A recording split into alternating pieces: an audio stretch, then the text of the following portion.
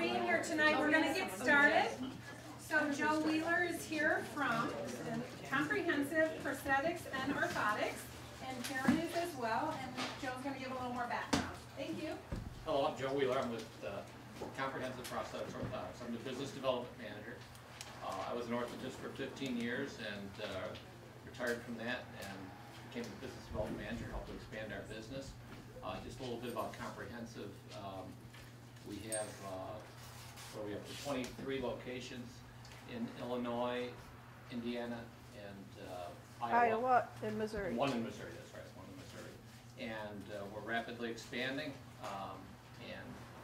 Karen has been with us for about a year. Karen Cieslak, she's going to do the presentation today, and you can explain a little bit about your background.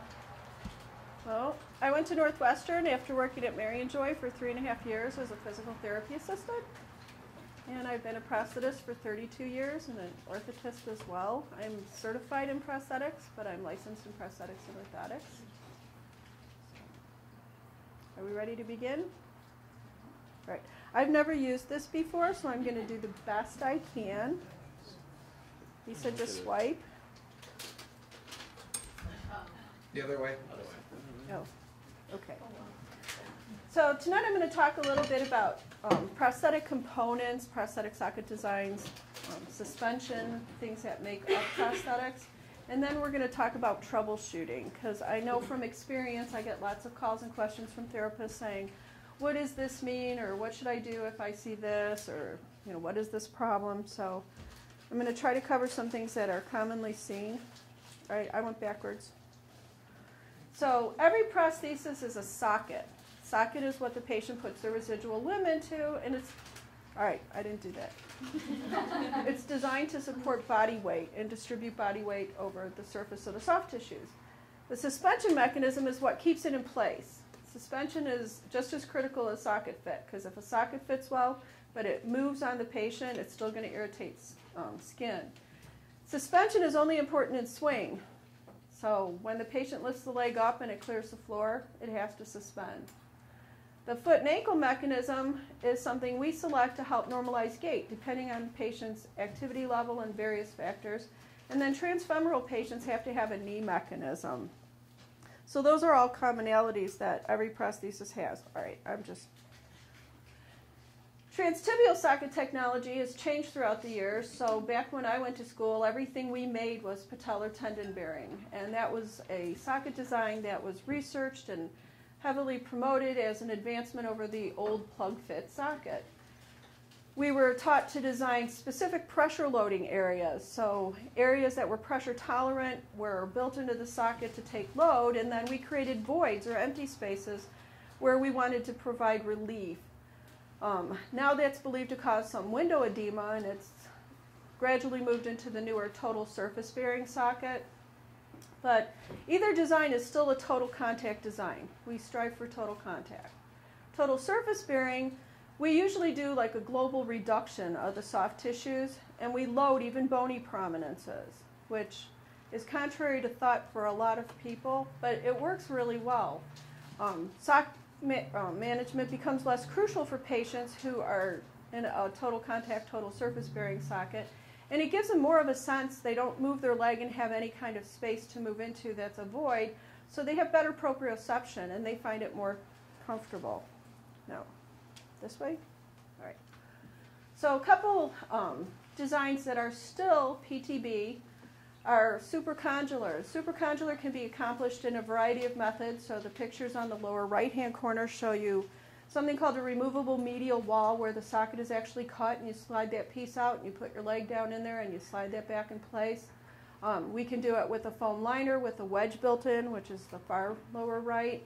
So it's a molded supercondylar.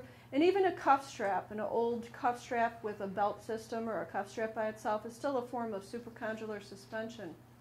It locks into the bony anatomy. It can be very cosmetic for the patient, and it's easy to don and doff, and it's cool because in a lot of southern states, patients will wear a hard socket, something without a liner of any type, so that they just wear socks and they get a better distribution of pressure and a little more airflow so they're not as hot. The problem with PTB from what we are now being taught and teaching, is that you get hyperemia, you get redness, so their leg looks a little angrier when they take the prosthesis off. There's a little more atrophy in these sockets because of the tightness that we build into it, front to back, because of the patellar tendon bearing. We do a reduction anterior-posterior. And then because there's voids, sometimes we see skin breakdown because patients will move. And it's really hard to get good supracondylar suspension on somebody who's really fleshy. If you can't grasp that bony anatomy, we don't get good suspension. The suspension sleeve, there's a whole scope of sleeves. They can be latex and stretchy elastic, they can be neoprene, they can be gel. Some of them are thinner, some of them are thicker. So in gel we can order 3 millimeter, we can order 6 millimeter. And it tends to work really well. On fleshier people, it'll support some of the fat tissue in their thigh, so you don't get that muffin top effect. You get a little more streamlining. It helps with a little bit of suspension. It helps with range of motion. The problems are that people will tend to sweat, and with like dehydration, they get a little bit more motion distally than what you're seeing in the sleeve. It's not total contact. There's still the chance of window edema because it's a PTB socket. And sock management becomes really crucial in these sockets. So now we go to total surface bearing and we see the pin systems. And you probably see these most frequently because this is really easy to fit. So patients have a roll-on gel liner. They have a little pin at the bottom and it goes into something called a shuttle lock. And there's a variety of different types of shuttle locks. And for some patients, it's nice because they get that audible click so they know that they're locked in place. And until they actually push the little push button release, the leg's not going to come off. So sock management becomes less critical. They're not going to piston as easily. But the cons are there's a little bit of elongation in that gel so that patients still get something that draws down, they lock in, and then as they lift up, the weight of the prosthesis will displace or move. They sometimes have difficulty lining up the pin mechanism. So they roll the liner on and the pin is facing up, and now they click in and they can't get it to engage. They put it on crooked and it doesn't work, and it's warm in a liner. So some patients complain of sweating or moisture. I usually attribute sweating or moisture in a gel liner more to motion in the socket. I usually think that means looseness, but some patients just don't tolerate gel well. And then sometimes there's rotation, because these are not highly contoured sockets. Sometimes patients will put the socket on and they'll start walking and they'll start toeing out and toeing out. And that's just a fitting issue that needs to be dealt with, but it's also a feature of the pin locking. Suction is something I think I do most commonly, either partial suction or full suction, because it makes them feel like the leg is part of them. We have really good proprioception with suction. We see less fluid loss throughout the day with suction. So they push into the leg and they roll up a gel liner over the top. They have a little expulsion valve. Expulsion valve means that it whispers all the air out and then the air can't get back in. So as long as there's a seal at the top, and there's several ways to seal the top, but a sleeve is the most common, they stay locked in place. The patients can sometimes go swimming in a prosthesis with a sleeve with suction and not lose suspension. So it works very, very well. Cosmetically, they've got a little more bulk because they've got the liner and they've got the sleeve and it goes over the tissue. It may take a little more time for a patient to be able to don the system. And then the thickness behind the knee sometimes limits knee flexion, so patients don't like it. This is not something for an interim type prosthetic device. A new patient's going to have too much volume change for suction to work for very long. So this is something that you give to somebody who's a more established amputee and they've worn a prosthesis for a while. Hyperbaric, or a seal-in, is a form of suction, but it's a little different in that instead of having to use a sleeve, it's sleeveless. They just have a sealing ring, which is the little rubber thing that you see here. And they push into the socket, they wet that ring. So if you see patients with a liner like this and they're trying to push in without first wetting that ring, it's not going to go into the socket appropriately. So we usually use a mixture of rubbing alcohol and water, 50-50. We spray that ring and they slide in. And then the ring expands in tense This is the bottom of the socket so that they're locked in place. And they still have a valve. So when they want to take it off, they push a button or they open a valve up, and then it releases air into the bottom and they're able to slide out. But it's a very secure suspension. The problem originally, and this was one of the first ring liners, was you get they get like a little halo around their legs. So several manufacturers have come up with things. So the liner to the right is called an X5, and it has 5 little less thick rubber rings. So it seals in at multiple levels, and you don't just get that tension at the one level where the seal is. And it works very well. Vacuum is a technology that we may see go by the wayside because Medicare is trying to eliminate it from coverage. But vacuum is something that I would say 80% of my patients are wearing, and that's because of the training I've had in vacuum. And so vacuum provides a lot of benefits. Medicare covered it for many, many years now as a moisture management system. Again, if you eliminate friction or any motion pistoning in the socket, they're not building up heat, they're not building up moisture. So patients think that this leg is cooler. It reduces any type of pistoning, and so they don't get that draw when they lift up their leg, and when they step back down again, they don't get the compression. So the fluids are retained in the leg, and it's a more normal like replacement of their circulatory system. It creates a really secure linkage. So patients will say it feels like they got their leg back. They can do more activities, and they're happy doing the activities with less skin breakdown. That goes back to proprioception, so they feel more aware of where their leg is in space. And then, of course, as I said, volume control. You know, we get a milking action, so the fluid is circulated throughout the day, and it doesn't just gradually get forced out of the limb by the tightness in the socket where they have to start adding socks.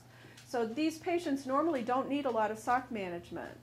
When we fit vacuum, we try to fit vacuum with no socks, but the most we ever want to see a patient in is a 5-ply. 5-ply is usually like the end of being able to maintain good vacuum pressure. And there's a number of different ways to do vacuum. So we can do it mechanically with the pump, or we can do it electronically. And all of these systems are electronic that are now showing. The previous were mechanical. The difficulty with vacuum is you have to have a patient who's willing to manage this. So sometimes patients are not hygienic.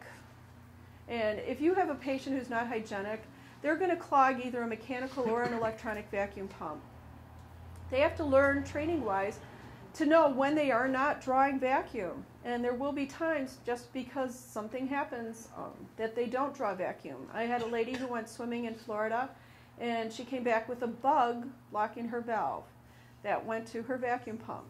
And she didn't know why her sleeve was rolling and why her sleeve was rolling. And I took it apart, and there was a bug that was about 1 inch long in the tube for the vacuum. And she couldn't figure out how it got in there because it got through her sleeve and everything else. If someone's got really bad upper extremity dexterity, this is not a system for them. But most people do really, really well with vacuum and are a lot more active, and we've used it on people who have really severe skin trauma, motorcycle accidents, skin graft, and we've gotten good healing. It helps to draw invaginations out. So patients who have deep invaginations will slowly see that skin granulate and fill in and smooth out, and so it's a very effective system and helps with healing. But it is contraindicated by any of the manufacturers for patients who have dialysis, because even though this is supposed to manage fluid, we can't control how much fluid they take on and off of a patient in dialysis. And so one day they might be tight, the next day they might be loose, and it's just not going to be managed well. Neuroma, some patients can't tolerate that tension over their entire limb, and the vacuum actually draws on the limb. So patients who have a really severe neuroma or are really sensitive don't wear this well. And again, with interim fittings, because the patient's going to change volume. I've had therapists ask me, well, if vacuum maintains volume, you know, why is he shrinking? And I said, well, because the prosthetist who fit that shouldn't have put the patient in vacuum. You're going to get muscle atrophy no matter what I do. So if I have a new amputee and they're really bulbous and they have a suture line that's newly healing, as that soft tissue starts to heal and the fluid goes away from the trauma of the surgery and the muscle atrophies because it's going to, I can't keep muscle atrophy from happening with vacuum.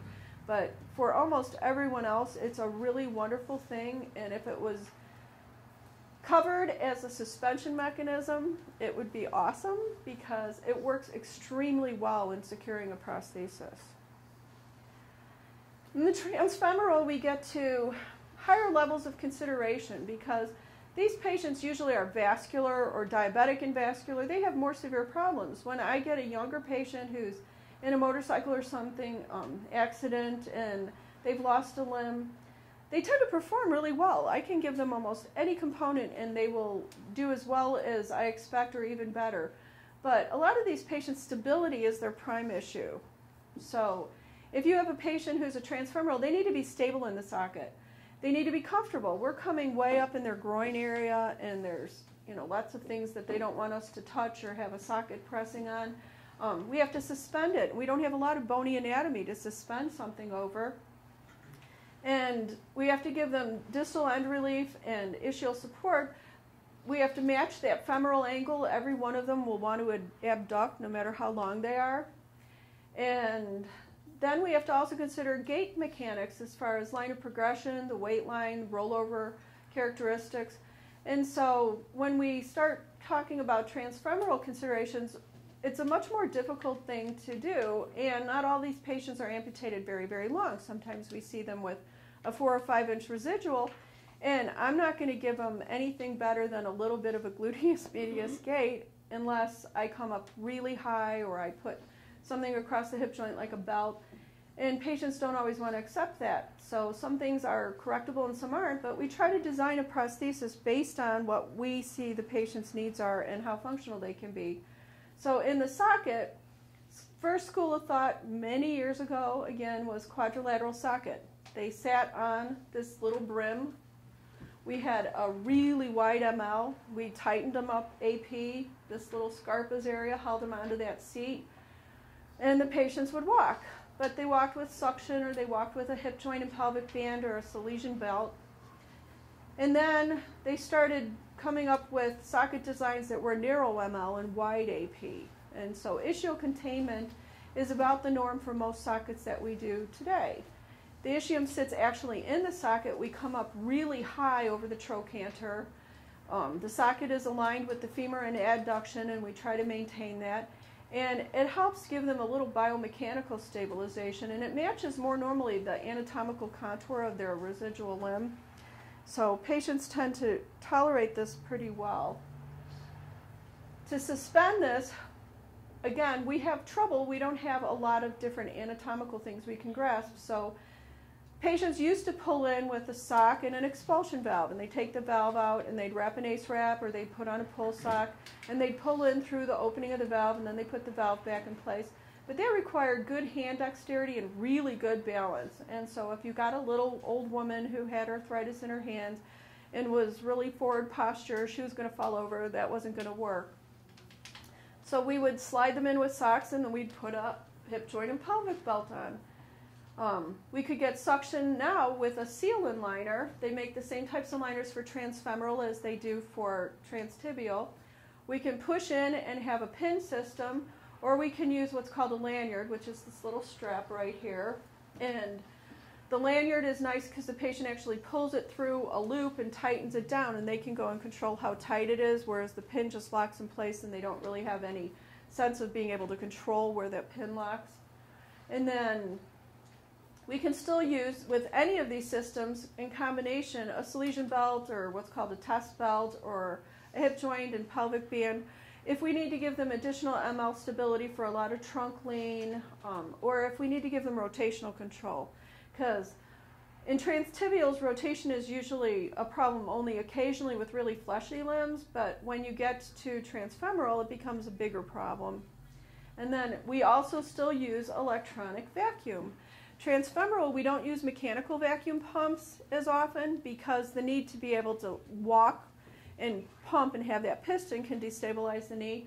But there's a new system called Unity that is a mechanical vacuum that is able to be used, so it might be used more widely in the future. There's research being done at several different places with brimless sockets. Usually we do brimless sockets for patients who have longer residuals. So if you look how long that amputation is, it's almost knee disarticulation. That works really well. We don't need to come all the way up to ischium. We don't need the containment. And patients tolerate it better because they're not sitting on a plastic edge. And even with patients who have shorter amputation, the big question patients always ask is, why do I need this? They always think they're going to get a little cup that sucks on the bottom of their leg and they can walk, and that it'll stay on and control everything. And they don't understand that the load bearing is dispersed over that soft tissue. But with brimless sockets, vacuum makes that a lot more possible for higher level amputees, because we can combine a brimless socket with a flexible inner socket, and then if you look at the roll-on sleeve over the picture on the right, the patient will fold the liner down, mate it to the roll-on sleeve, and they get really, really good vacuum, and that suspends it, that controls rotation, it makes it feel very intimate, and it works very well. So, in summary, we want to consider suspension, comfort. Comfort can be many factors. It can be sock management, it can be how the patient's limb volume is that day, it can be how the patient rolled their liner on. Is their pin lined up straight? Is the pin pulling on one side or the other? Cognition is something I always have a hard time, because who am I to judge? You know, if a patient wants something, how do you tell a patient higher technology doesn't mean that you're going to manage it well? It's a higher responsibility. So if you want something that's really highly functional, you have to manage it. So for example, if I give you a microprocessor knee, there's a sensor in the foot and ankle, and if you go and wade in the water, you're going to short everything out, and you're going to have a very expensive knee that does not work. So components and selection of things depends on if the patient's going to be able to manage it. And then other comorbidities. None of my patients, just because they got an amputation, are exempted from having other conditions. So I have amputees who have Parkinson's, and I have amputees who have cardiac problems, and I have amputees who have severe diabetes and they lose parts of the other foot, or they have unusual conditions that need to be taken into consideration on, are they going to be able to manage what I'm providing for them? For me to be able to choose parts for them, we do a very thorough eval. I don't know if you know what an AMP Pro and an AMP No Pro are. I see nods. Okay. So we usually do an eval and make sure that we assign a K level appropriate for what we're providing the patient. And if the patient exceeds that functional level, we can swap components out. But I'd rather go and give someone something they're going to manage and they're going to succeed with than set them up for failure. So a K0 and Medicare, these are Medicare definitions, does not have the ability to ambulate or transfer safely with or without assistive device. And a prosthesis isn't going to enhance that. A prosthesis doesn't walk for these people. It's a tool, it will let them walk, but they have to be able to do that. So if they can't lift themselves up from a wheelchair or stand independently for even a few minutes in the parallel bars, I need you guys to get him to do that or her to do that before I can really consider them for a prosthesis. Once a patient comes into the office and they're in a powered wheelchair, they are no longer eligible for a prosthetic device. And that is because an evaluation has been done saying that they have no potential for ambulation. And that's the criteria for a powered wheelchair. So Medicare doesn't let you change your mind and say, well, now they do. And so there's no prosthesis involved after a powered wheelchair. They can have a scooter, a little electronic scooter, but not a powered wheelchair. K1 is a patient who is going to be a limited household ambulator or walks on flat surfaces, uses a walker, usually it's the patient who walks at minimal speeds, and their gait pattern is going to be slower, and their stride length is going to be shorter, and they're going to be less active.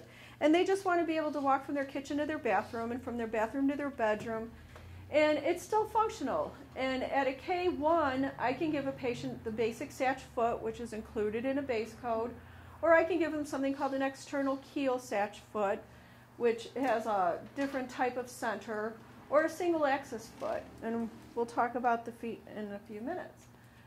The foot influences the biomechanical properties of the prosthesis. So If the patient plants their foot on the floor and the foot is too stiff and it's pushing them backward, they're walking uphill all day. If the patient puts their foot on the floor and it lets their prosthesis lean to one side or the other and it's not stable, that's not good either. So we can pick feet structure depending on if we want an ankle joint, if we want functions such as dorsiflexion resistance, or if we want rotation. So I take into account when I pick components, stability, durability. Does a patient live in a rural area? Are there a bunch of mechanical parts? And I will show you some feet I really hate because of their durability issues. The performance. Is the patient's goal mobility? Is it flexibility? Are they a roofer? Do they need the toe to bend more? Are they going to be climbing trees? I mean, what are they going to do for hobbies? What are they going to do for work? Weight. There's a new foot out from Biome, and it is being hyped very highly, and it's very expensive, but it weighs 4 pounds. 4 pounds is a lot at the end of a pendulum. And it's microprocessor, and it's supposed to have all these advantages. But the only advantages so far any of the research have shown in stair descent. So if you're going downstairs all day long, I might put that foot on you. But if not, am I going to give you a 4-pound anchor to drag around for the rest of the day? I don't think so. A lot of my women, cosmesis is their prime thing. They don't want a foot with a hollow foot shell because when they put their shoe on, it looks different than their other foot. Or they want something that's easy to blend into a cover so that it looks natural. So all of those things are selected according to the suitability for the patient. What's going to be the best for my patient? And then if it doesn't work, we always have the option of changing things. So if I see a patient and I think they're doing fine in the office, and then they go out and they start getting therapy, because my initial contact is going to be with someone who has no prosthetic experience. You know, if I have an old user, it's a lot easier because they already know what they can do. But then I need feedback from the therapist saying, you know, she's really walking better than, you know, I expected her to, and now she's on a cane, and is there something we can do for her to make her walk faster, to make her walk better? SACH feet have been around forever. SACH is an acronym. It stands for Solid Ankle Cushion Heel. I did not invent the SACH foot, contrary to popular opinion. It was around before me. But any base code for a prosthetic device includes the SACH foot. It's appropriate for transtibials, transfemorals, unilateral, bilateral. Any K functional level can get this. It's durable. It's very easy to replace. We take off one bolt, we put in another bolt. There's a solid contoured inner core, and then it's outside molded rubber. The old outside molded rubber at the heel and toe can come soft, medium, firm, extra firm, dependent on patient's activity levels and weight levels. There's lots of different heel heights, and that's where we see SACH feet come into play a lot, is when women want to change shoes all the time. And there's a one-piece, easy-to-finish cosmesis, and multiple manufacturers, and then there's options for pediatrics and for CIMs, or very long amputations. So the SACH feet have been around forever. These are some of the different styles, so you can see all the different heel heights and all the different options available. And of course, all of these are Kingsley, but the Seattle and Autobach versions are also available. So we have a number of manufacturers. The pediatrics are my favorite because they're really cute. The disadvantages is this foot has a rigid inner keel, so it has poor shock attenuation. These patients have something that compresses when they get the heel down, and then it becomes a stiff, rigid lever when they want to foot flat and then roll over. But it doesn't do anything at body impact to help get rid of that shock when they're loading their socket on heel strike. It doesn't accommodate to surface. So if you step on a big rock or something, this foot is stiff. It's going to let you go one way or the other. It doesn't add to knee stability. So if a patient's a transfemoral, it's not going to help to get knee extension. And there's no dynamic function to this foot. These feet connect by things like old-fashioned wood block, but there's a bunch of different ankle connectors, pyramid adapters for the more familiar modular systems where you have a tube. And then there's a couple different types of ankles that can be combined on endoskeletal prosthesis with a SACH foot to make it more fun. Like the LA ankle has a little button so that you can actually tilt the ankle up or down and adjust for the heel height. Single axis feet have been around again forever. A single axis foot has rubber bumpers, but it permits a patient who has some degree of instability to get their foot to the floor a lot faster. So the patients feel more secure. So the plantar flexion bumper contacts at heel strike, the toe comes down, and as the heel rises, they have a little dorsiflexion bumper that helps them with heel off, and they get a fairly normal rollover. And so the patients feel some difference or benefit when they're walking uphill or downhill. But again, this is not going to adjust to the sidewalk is crooked and I'm leaning to my left. This is really something we used all the time on transfemoral amputees. Every transfemoral amputee would get a single axis foot back in the 80s because it helps with knee stability very quickly. They're fairly inexpensive, and again, Medicare will cover them for any K level. And so they've been something that has been used, and they've changed through the years from the wood type design with the wooden inside and the ugly picture you saw on the last slide to things that are a little more modernistic, but none of these feet have any kind of dynamic response. So again, you're losing whatever energy the patient puts into the foot. They're a little heavier, there's some maintenance, those bumpers wear out. And they're a little more difficult to finish cosmetically because you have that opening at the top of the foot. When a patient's a K2, which is what I think most of my patients fall in, they're usually able to traverse low environmental barriers. So they could step up a step, they can go in and out of their homes, they can walk outside in the community and participate in family events and things. But they're going to have some support maybe when they're outside in snow or ice. They're going to have to walk a little slower than what other people are. They require stability from the prosthetic foot because they get a little better rollover, or they need dampening at heel strike to protect their knee joints, or they have soft tissue that's very sensitive to pressure.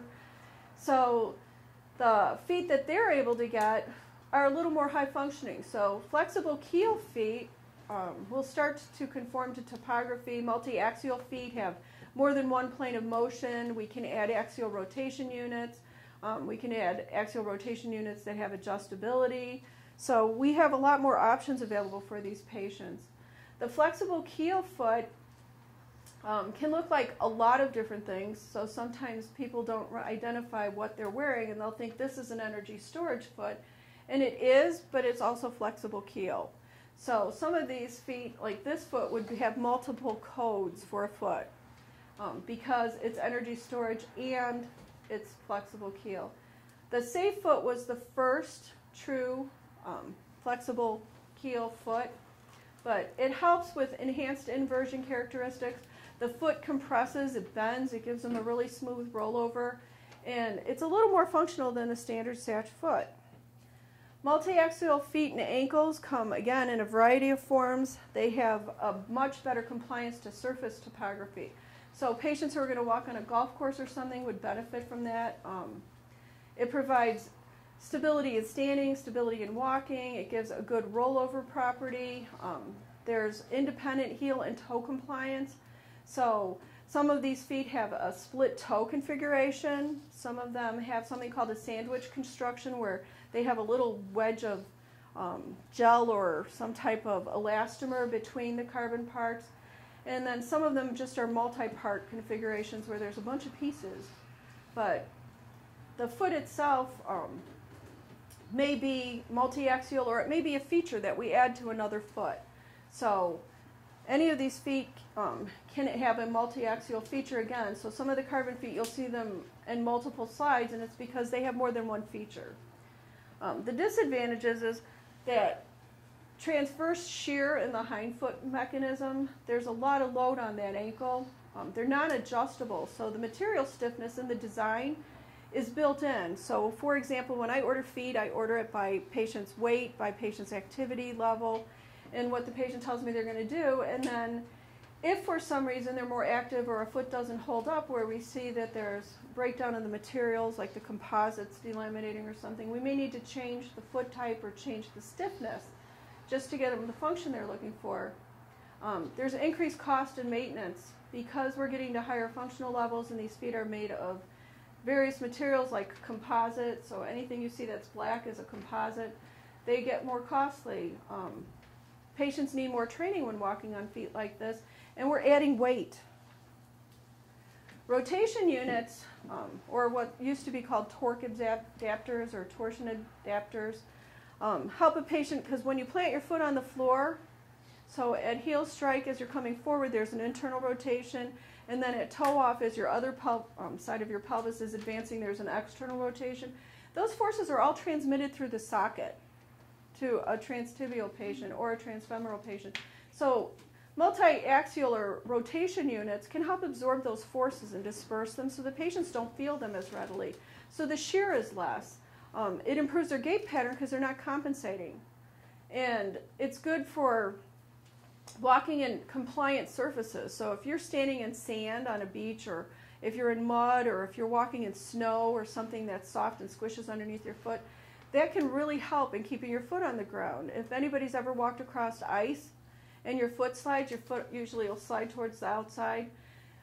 That's because there's no coefficient of friction or nothing to control that slide. Amputees feel that in their sockets. So giving them the benefit of something that will absorb that gives them a more secure sense of having their prosthesis underneath them. Vertical shock is like a little piston rod, so if you imagine the bicycle pump you use to pump air into your bike tire, a vertical shock device compresses and it can absorb loading response, so when a patient puts the weight on their heel, the piston compresses, and it's a dispersive type of thing, so again, they don't feel that transmitted through the socket. Sometimes patients will complain that they feel like they're short on that side because of that pistoning. It can be integrated into a foot, or it can be an extra component by itself, and again, it adds weight. So these are a variety of those items. So torque absorbers can be adjustable. We adjust a little set screw, so if we see that we're still getting more or less rotation than we want, we can go and calibrate some of these. Some of them are not calibratable, they just come what they are, and the patient has to use it as it is. But some are done through a little compression spring or through something that's called an elastomer. It's like a silicone rubber or polyurethane material, and they come in different stiffnesses, which we use fancy words like durometer because it makes me sound smart. At a K3, the patient has the ability to walk with variable cadence. That's the cutoff. So if a patient can walk with a cane or walk without assistive device, they're able to vary their speed. Patients with walkers are one speed, no matter what you do. And we want them to be symmetrical in their stride length and still look good, but when patients can go and start traversing environmental barriers, climbing up steps without becoming fatigued, walk at generally higher walking speeds of like 1.3 to 1.5 meters per second, they're normally approaching a normal individual's gait. And so we want to try to restore that as much as possible. All of the people in these slides are primarily younger, but I've seen older people who still stay very athletic and are able to use these components, so I don't want to give you a misimpression. Energy storage feet, again, can have things like the flex foot system, the flex walk system, but they can be combined and have multi-axial ankles or lots of other features to them. And then we get into things that have microprocessor controls. When I was first a new prosthetist, the very first energy storage foot was called the Seattle foot. Now we have a lot of things called dynamic elastic response, or we have energy storage and return feet that are made out of Kevlar, carbon fiber glass, composites of a variety of types. And there's a new foot out called the Rush foot that's actually made out of what they make helicopter blades out of. It's a fiberglass composite, and it's even more lightweight than the carbon fiber composites. So there's always ongoing technology being developed to try to make things lighter or make them stiffer or stronger for people who are very active. But the whole property of these feet is that whatever energy or effort a patient puts into walking is going to be saved and returned to them. So it's supposed to lower their energy expenditure. It's supposed to give them a sense of push-off, and it's supposed to make them feel more functional throughout the day, like they have a toe lever and like they have a real foot. There's a little more cost. Most of these feet have some maintenance. All of these feet come with a foot shell that's separate. And that foot shell has a Spectra sock. The Spectra sock is like a white Kevlar sock that keeps that carbon from cutting the rubber foot shell. And so the Spectra sock is usually a disposable that has to be replaced routinely. And then, as I said, a lot of patients object to this hollowness at the ankle because if you put a shoe on and tighten shoelaces, it deforms that foot shell sometimes. The foot shell is just there for a cosmetic finish and to hold a shoe on because the carbon foot by itself would not do that. And so it doesn't really provide, the foot shell doesn't provide any kind of like heel compression or any kind of functional component. It's just more of a cosmetic device and a retention device. Multifunction feet can be coated with more than one code. So all of these feet, and a couple of them were in other slides, are multifunction. So they might be vertical shock reduction, torque absorption, energy storage and return, and multi-axial. That College Park foot and I don't like each other. That thing has 4 bumpers, special tools to take it apart. It's very difficult for maintenance, and it makes a lot of noise. And patients will go crazy because they'll hear a click, and they'll hear a click, and they'll hear a click. And then after it starts to click, it'll start making another noise. And so they'll come in with multiple noises, and it's hard to figure out which component is making the noise without replacing all of them. And it leaves me very dirty when I'm done fixing it because it's got lots of little greasy things inside of it. But most of these other feet are not quite as complicated. Some of them are molded one piece. Some of them have something called a toe spring, so if this broke, I can go and replace it with a stiffer component without returning the whole foot. So some of them have easier maintenance, some of them have no maintenance, and then some of them are nightmares. Hydraulic feet have been around for a lot less length of time than most of the other feet. And hydraulic feet provide plantar flexion and dorsiflexion, which can be set with a resistance. It has a hydraulic cylinder, so there's a fluid control mechanism. And then the microprocessor feet still have that hydraulic component, but now the microprocessor controls the flow of the fluid. And it can be independently adjusted. Patients like sometimes a hydraulic feet because they self-level, like a single-axis foot. So when they're standing on an incline or they're standing on a ramp or something, they feel like the foot is flat on the floor because the toe will descend to the floor on its own. 50 degrees is the normal range of motion in most of these feet. There's the ability to reduce stress on the back, the hips, the knees. Patients say they can walk longer in comfort. And the only way that the microprocessor enhances it is at toe off, so when the patient rolls over, the toe actually sends a sensor to the ankle to trigger dorsiflexion for swing phase. So that happens independently of anything the patient does. So they get a little better toe clearance. And all of these feet fall into that category of hydraulic and microprocessor. So this slide used to have about 3, maybe 4 pictures on it. That Biome ankle, the iWalk, is the one that weighs 4 pounds, and it has a 6-inch build height. And when we talk build height, we're talking from the heel to the top of where it mounts to the prosthesis. So unless I have a shorter amputee or a bilateral where I can actually stick 6 inches underneath the socket and have some kind of an adjustable component to align it, it's not a very user-friendly for the prosthetist component either, and it's tremendously expensive. K4, again, is defined as a functional level where they can do high impact stress or high energy ambulation or skills. So I very rarely will rate even my transtibials as a K4. If I have a K3 and they're super obese, if they're bilateral, Medicare says we can bump them up a category, and I might just because I need to give them the benefit of something that's stiffer or something that's more functional. But usually K4s are little kids or athletes. There's a number of feet that are designed specifically for athletics, and so I'm going to show you some pictures just because they're cool and fun. But running blades. So we all know what happened to Oscar Pistorius. So my theory is if you wear carbon running blades, you go crazy. But running blades are engineered for running. So if you try to walk in a running blade, if you watch the amputees who are in like the athletic track and field events, they all walk funny. And they walk funny because they have a lot of resistance in these blades, and the alignment is very unusual. It's not aligned for walking. So With running blades, sometimes we have to engineer special laminations or things for the socket technology in order to make it strong enough and to tolerate the forces generated. We can attach them endoskeletally. We can laminate them right to the prosthesis. Patients don't wear a shoe with the running blades, so sometimes traction is an issue, and you're going to see a picture. It's my favorite picture in a minute, but there's actually a new shoe developed by Nike that's for the running blades, and it's part of the new foot.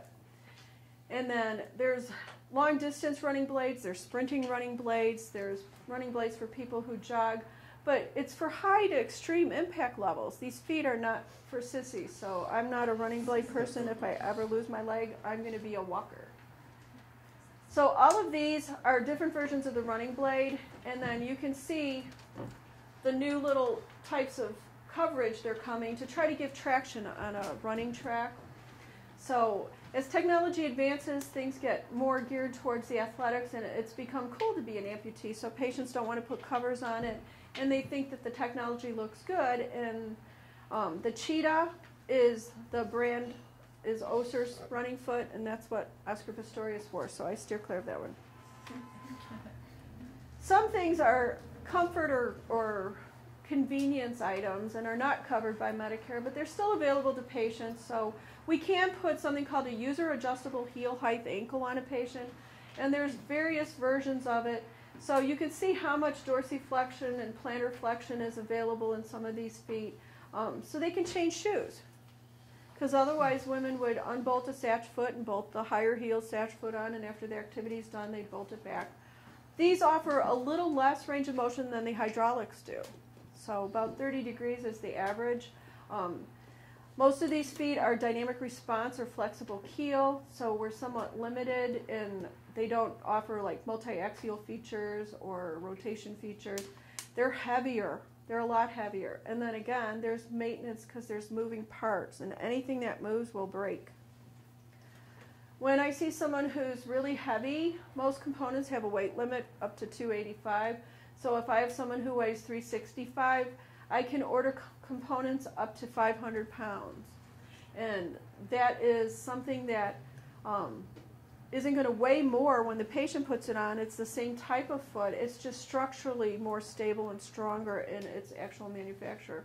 I can also go the opposite end of, so if I have an 80-year-old who's geriatric or dysvascular, or someone who's very limited activity, and I want to put a prosthetic foot on them, I can give them something that weighs ounces and that just lets them have something to interface with the ground and put weight through so they can walk.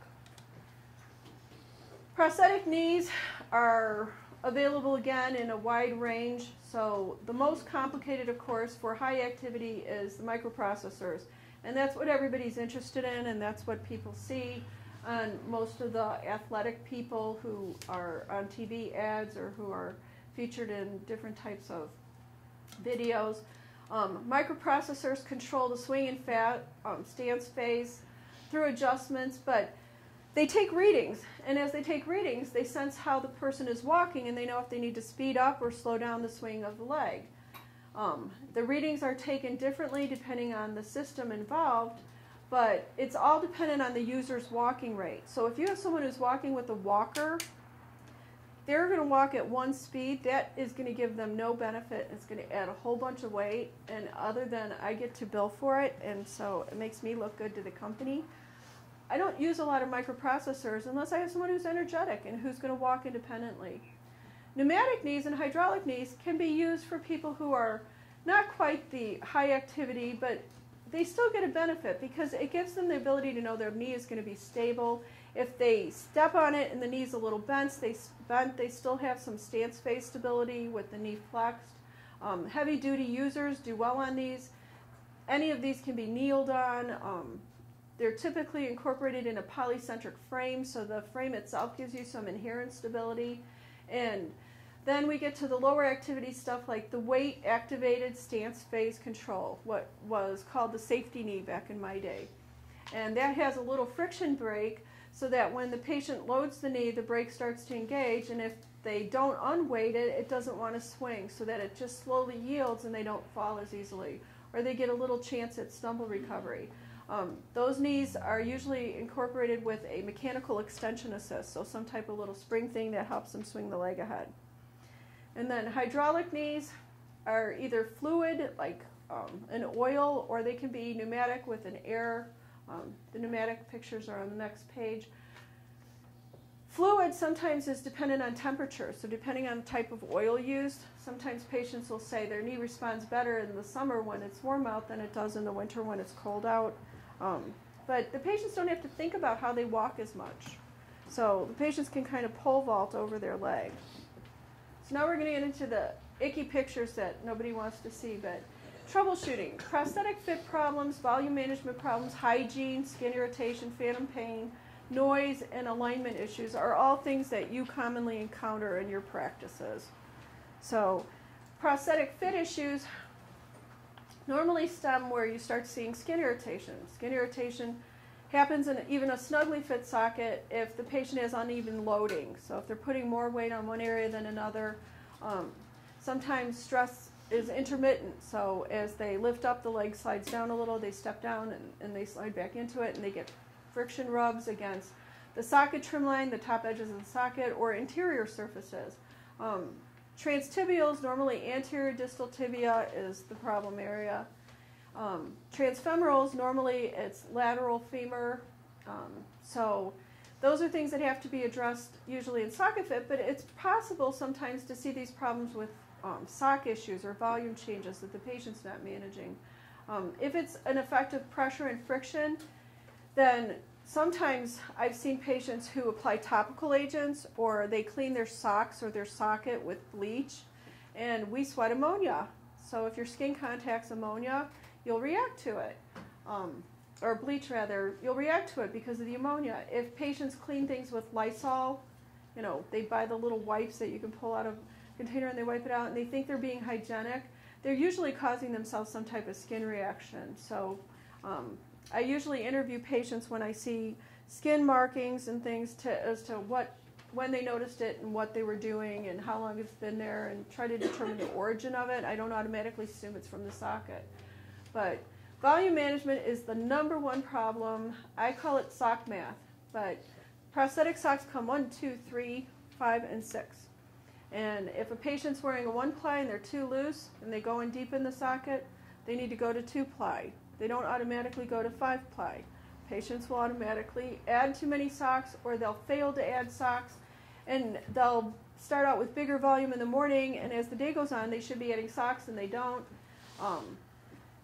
Anytime a patient hits 3 5-ply and they're in the right place in their socket, that doesn't fit.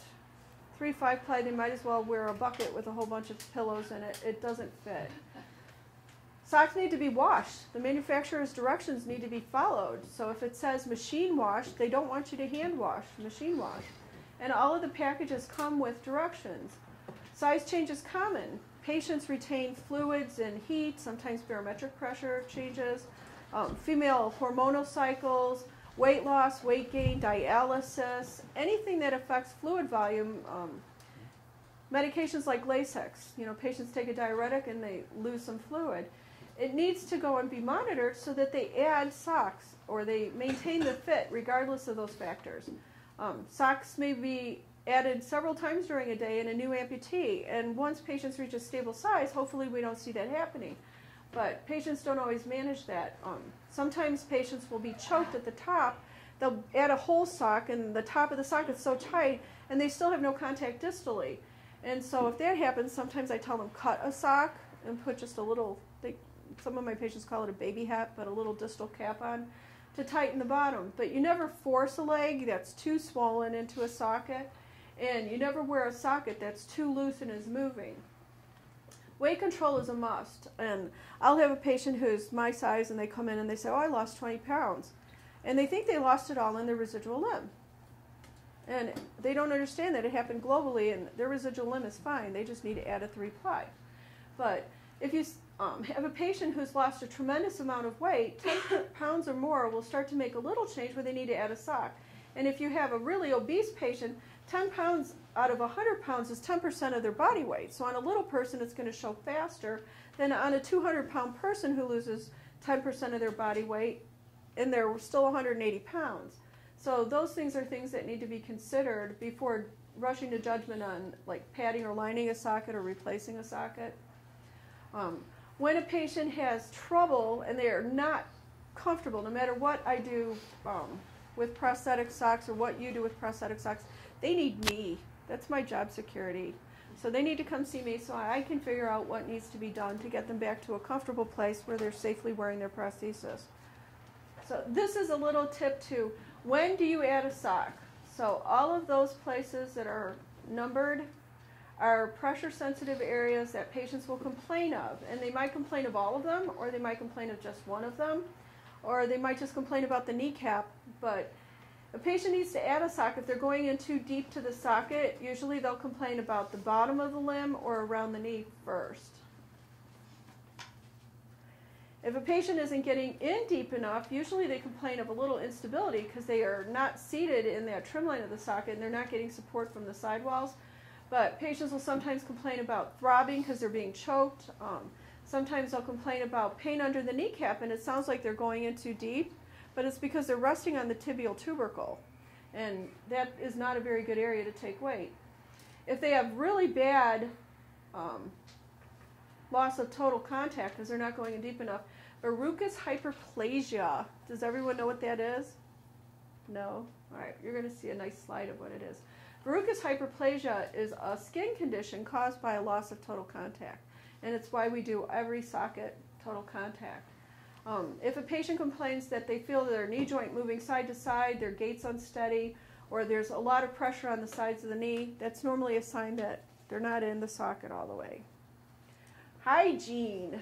Hygiene is something that I wish everyone would exercise. So things need to be clean. If a socket or the limb or the socks are not clean, there's always an odor, and it's never a good thing. The odor is a sign that there could be fungal infection, or there could be things like yeast infections, bacterial infections of the skin. So patients will present with something called intertrigo or epidermoid cysts or things, and that's usually a hygiene issue. That's not my fault, that's theirs. But it needs to be addressed. Mild soaps, sudsing agencies like Ivory dishwashing liquid will help prevent skin disorders. Cleaning needs to be followed nightly on gel liners. Gel liners will actually pick up an odor and can colonize, so I've seen some that have like a little crusty fuzzy growth on them. And I try to make sure that patients are given really good instruction on washing and drying the liners nightly. They also need to wash their residual limbs. So just because they wash their liner doesn't mean their leg is clean. And some of these patients have trouble because they can't stand in the shower and they don't want to use a tub bench or whatever.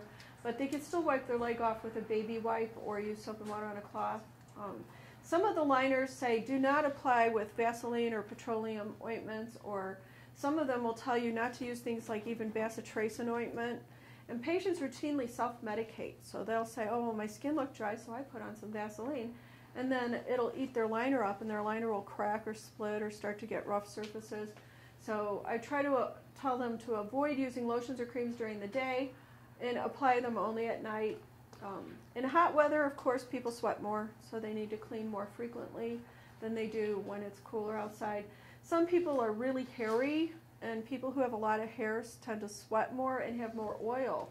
And so they need to clean, again, more thoroughly than somebody who is not. When a person first starts wearing a prosthesis, there's an accommodation period. Skin is really smart, and it learns that it's being covered by a socket, and it will adapt so that it sweats a little less, and it gets a little less red, and it manages the circulation to help reduce that reactive hyperemia. So part of that is something that normally happens, but an incorrect fit socket will go and cause that to be worsened, not made better. So a good prosthetic fit will actually enhance that as well. So here's my pretty pictures. Has anybody seen any of these? No? Okay. So miliaria is like sweat-related, heat-related condition, and it looks like little tiny whiteheads and little pimples all in clusters. The sweat leaks under the skin rather than like just coming out through the pores, and so they develop this kind of little patchy rash. That's something that can be reduced by certain liners. You can use powders with them, or patients can go and clean their skin during the day with a baby wipe or something, and it will reduce that type of skin reaction.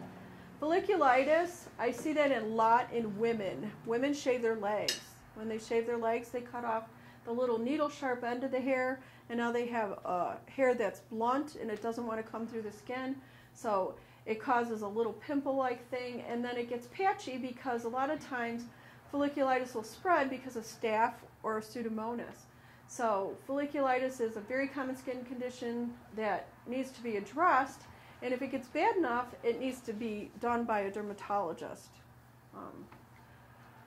Cysts very early on happen because we put pressure, and this is a transfemoral, but we put pressure with the socket over areas where, again, normally you would see dead skin cells and things just slough. But now they're contained in a liner or in a socket, and so the pores become clogged with keratin, and then it forms a little cyst, and it looks like a pimple or a bump, and then patients pick at them. And what happens is the pressure of the socket, just like with a plantar wart, will cause it to tunnel inward. And sometimes a sinus will actually intercommunicate, so one cyst will actually join another cyst under the skin where you don't see it. And they can be very painful, and they can discharge a lot of fluid, and sometimes it ends up rupturing or becoming something that's surgical. Superficial abrasion is what we'll see the most. Every amputee at some point will do something wrong and will have an abrasion.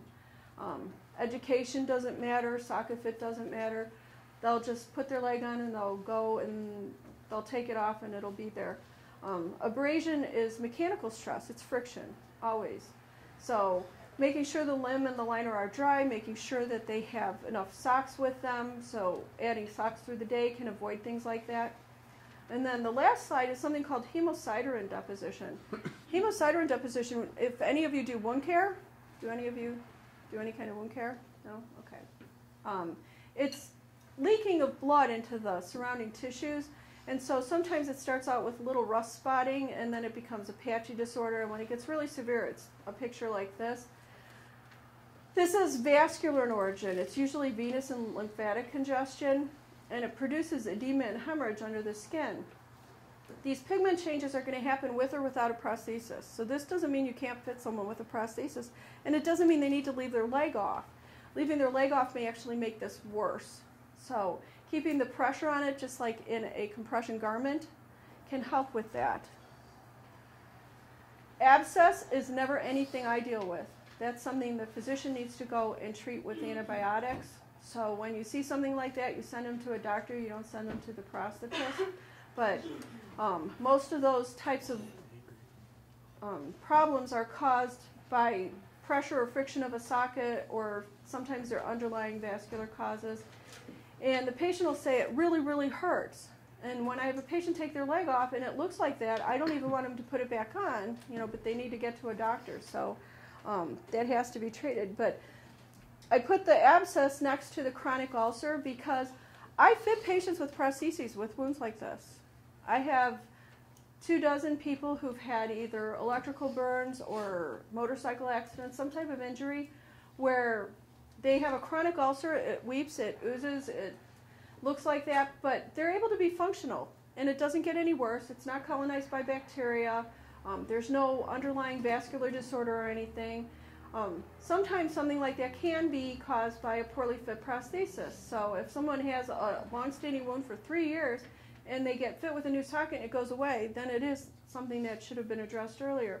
But sometimes it's just scar tissue in the way that the limb healed and the fact that it never fully closed. And so it may or may not be something, too, that's attached to nutrition. So in diabetics, when I see that, I get really scared because sometimes if their A1C is really high or something, they'll develop these kind of chronic wounds because it heals and then it breaks open, and it heals and it breaks open. It develops enough scarring where it doesn't continue healing. Blisters can be caused by mechanical shear or friction. Normally that's a pistoning issue, suspension. So if the suspension is good, the patient won't piston. Adherent scar will cause ulceration. So I don't see the patients in the hospital and teach them how to do any type of rubbing or tapping or anything for adhesion, but when you see them, keep that in mind because all the tissues are healing together. And anything that's not elastic is going to break down under stress. So we want the skin to be free and supple. I see lichenified skin usually in patients in areas where there's uneven pressure or where there's a thickened skin because it's like a weird callus formation for an amputee. And usually that lichenified skin will become more normal and even out if you can get the pressure more uniform. And then finally, xerosis is scaly flaking skin. Patients will scratch themselves raw. It looks really gray. And all they really need to do is keep lotion on it, something that keeps it from being so scaly.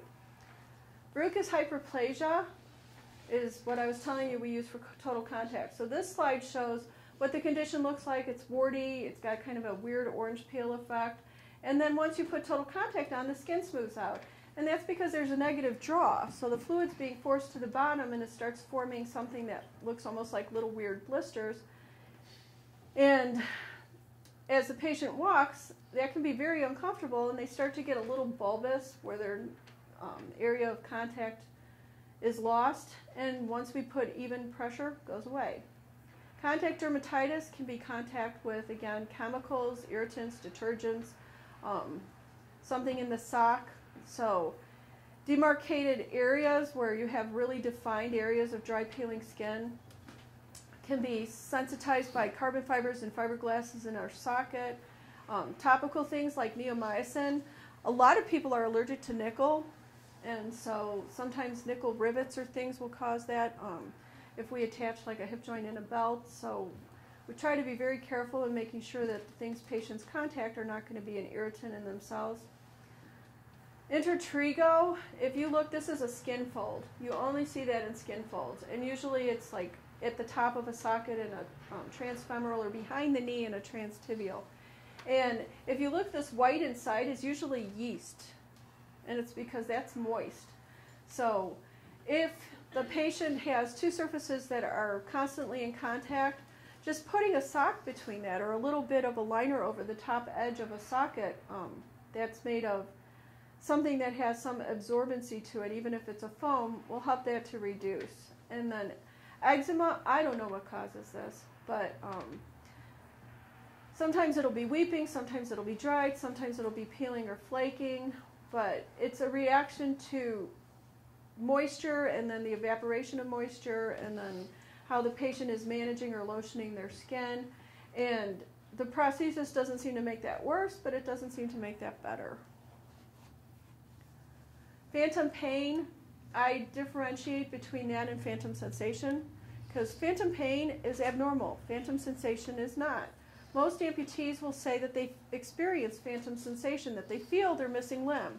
A lot of new amputees will attempt to get out of bed and walk, and then they'll fall on the floor, but they'll think their foot is still there because they have that sensory experience that it's still there.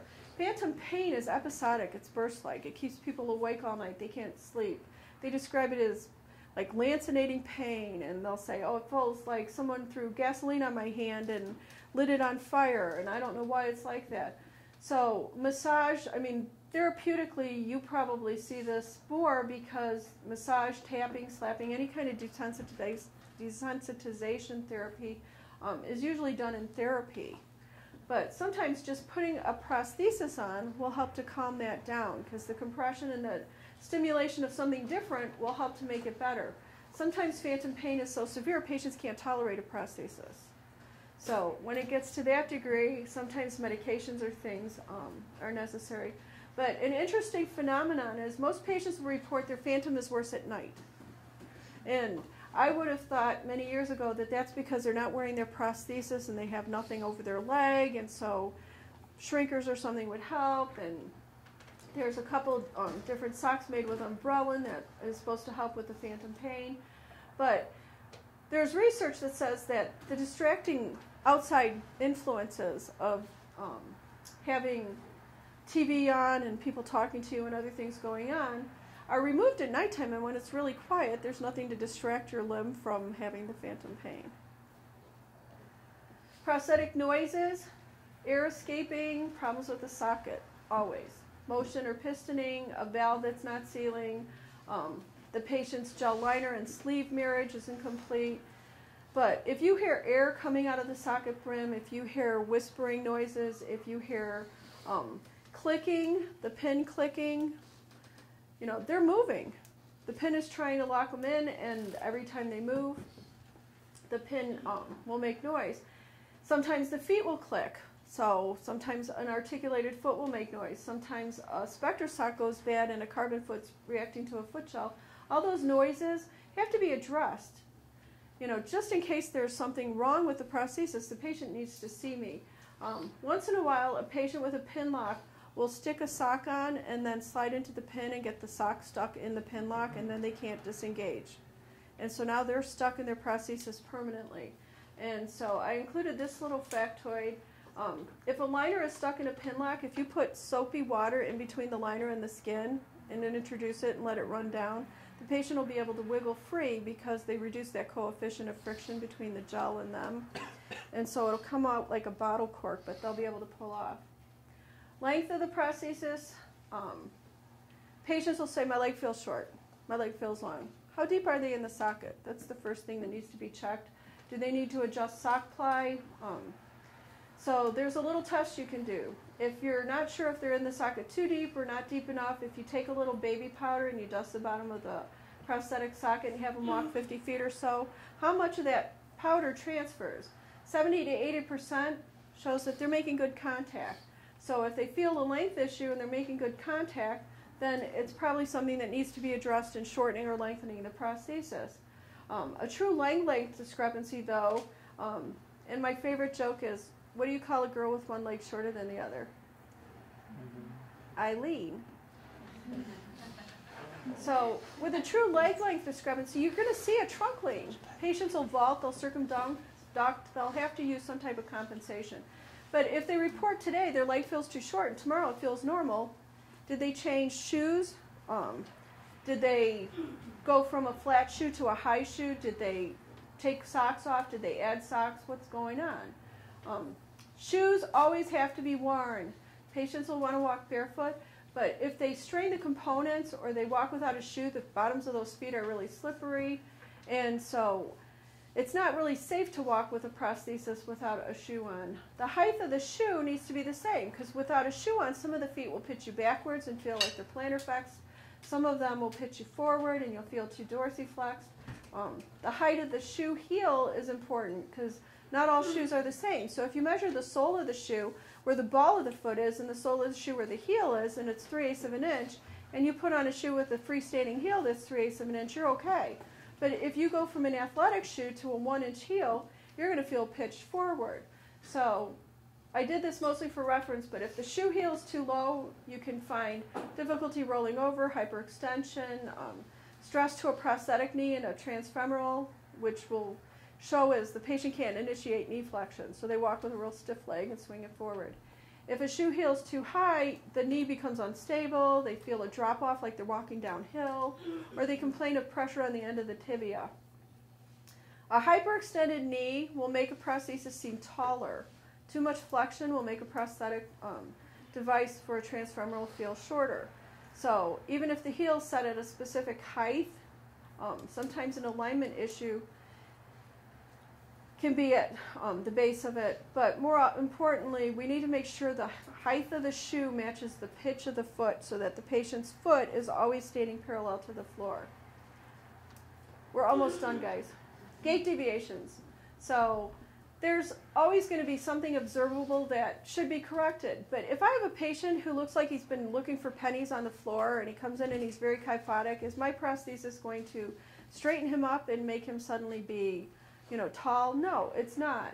But abnormal posture where you see a greater trunk sway side to side, or if you see someone who's suddenly too far flexed or who's too far extended, those are things that need to be addressed in prosthetic alignment. And unless you know your patient has a really weak core and needs to work on their trunk, it's probably something that we need to work on together. Hip hiking and vaulting is usually a leg length discrepancy. but it's very energy expending to have to vault. It can cause low back pain, and the patients will have a very tiring gait where they need to sit down and they're unable to be as active as they'd like. Transfemorals who have decreased hip extension have a hard time with forward progression. They have less range of motion.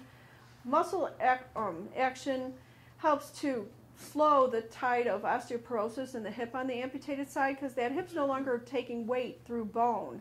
It's loading through soft tissue. And so patients who have decreased hip extension don't take a normal stride length, they don't move forward very well, and they actually don't use their muscles. And so they have a more advanced osteoporosis, and they tend to have contralateral problems as well, because they spend a longer time in stance on their sound side. Step length asymmetry. This is probably the number one thing I try to go and make sure patients have, and that's because patients who have an even step length will walk at a better self-selected walking speed. Patients who take a short prosthetic step, or who take a long prosthetic step and then a very short sound side step, that asymmetrical gait and that change in loading pattern between the sound side and the involved side can cause a lot of back problems and a lot of future problems for the sound side. So the sound side has to compensate for the amputee's inability to maintain equal weight distribution if the prosthesis isn't functioning as it should. Change in center of gravity disrupts the normal symmetry that we see in the hips and the back. Muscles used differently. So there's impaired mobility, and then there's overuse compensation problems that occur on the sound side. Your spine compensates for decreased or abnormal motions that occur in walking, and trunk stabilization is important. So a lot more amputees versus the general population report problems with their sound side and with low back pain. Hip and knee problems in a gait pattern. So posturing, constant positioning is a problem we see when patients are avoiding putting weight on the residual. Increased stability and strength on the sound side and in the residual side tends to lessen that symptomatic knee osteoarthritis that we see. Transfemoral amputees are more likely to develop sound side knee pain versus the general population. And amputees have a greater risk of osteoarthritis on their amputated side than on their sound side. So again, that's all prosthetic causes, but some of it is caused by the gait and the abnormalities that we see that can be addressed. The foot may already be neuropathic or have vascular conditions. Muscular weakness or a history of ulcers or proprioception problems can cause poor balance, a lack of stability, a hesitant gait. So these patients walk at slower self-selected walking speeds. They take shorter step lengths, wider base of support, like the K1s that we started out talking about, and they spend an increased time in double support than the normal population. Finally, we replace a prosthesis for a number of reasons. So size or shape that no longer matches, weight that's changed and is no longer in the safety of components. So somebody was 140 pounds after amputation and now they're 260. That's not safe. Components no longer functioning to the manufacturer's specifications. So I should have brought with my duct tape and shoelaced together foot that I had a patient wear into the office, and when it broke on the bus, he took his charger for his phone and tied it together. So that's not safe. That needs to be replaced. When the person has gone from being a K1 to being a K3, we can replace and upgrade components because we can make someone more functional. When a socket or frame can't be adjusted or fit without rebuilding the entire prosthesis, we replace prosthetic devices. So thank you for your attendance. I hope everybody has at least benefited somewhat from my speech. And I guess I'm supposed to ask, are there any questions? No? Well, thank you for inviting me here, and I appreciate your attention.